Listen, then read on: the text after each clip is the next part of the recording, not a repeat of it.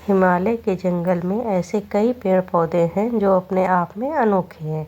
ऐसे पेड़ पौधे और कहीं नहीं पाए जाते।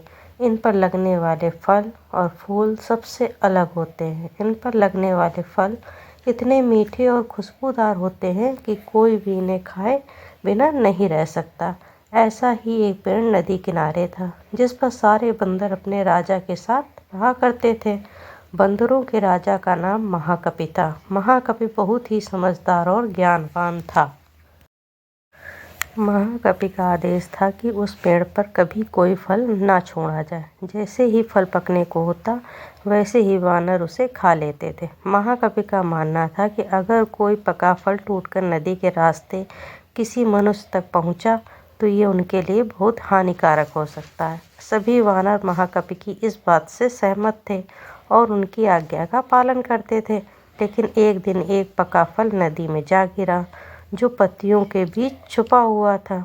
वह फल नदी में बहकर एक जगह पहुंच गया जहां एक राजा अपनी रानियों के साथ घूम रहा था। फल की खुशबू इतनी अच्छी थी कि आनंदित होकर रानियों ने अपनी आंखें बंद कर लीं। राजा भी इस खुशबू पर मोहित हो गया। राजा ने अपने आसपास निहारा तो उसे नदी में बहता हुआ फल दिखाई दिया।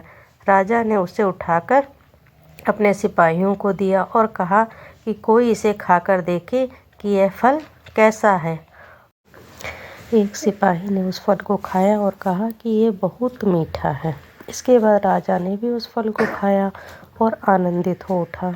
उसने अपने सिपाहियों को उस पेड़ की खोज निकालने का आदेश दिया जहाँ से यह फल आया था। काफ़ी मेहनत के बाद राजा के सिपाहियों ने पेड़ को खोज निकाला।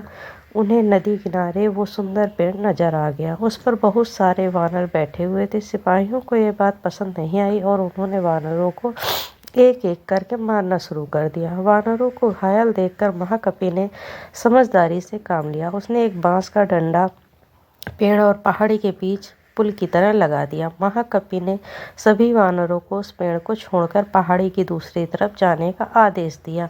वानरों ने महाकपि की आज्ञा का पालन किया और वो सभी बांस के सहारे पहाड़ी की दूसरी ओर पहुंच गए। लेकिन इस दौरान डरे सहमे बंदरों ने महाकपि को बुरी तरह से कुचल दिया। सिपाहियों ने तुरंत राजा के पास जाकर सारी बात बताई। राजा महाकपि की वीरता से बहुत प्रसन्न हुए और सिपाहियों को आदेश दिया कि महाकपि को तुरंत महल लेकर आएं और उसका इलाज करवाएं। सिपाहियों ने ऐसा ही किया, लेकिन जब महाकपि को महल लाया गया तब तक वह मर चुका था। कहानी से हमें क्या सीख मिलती है?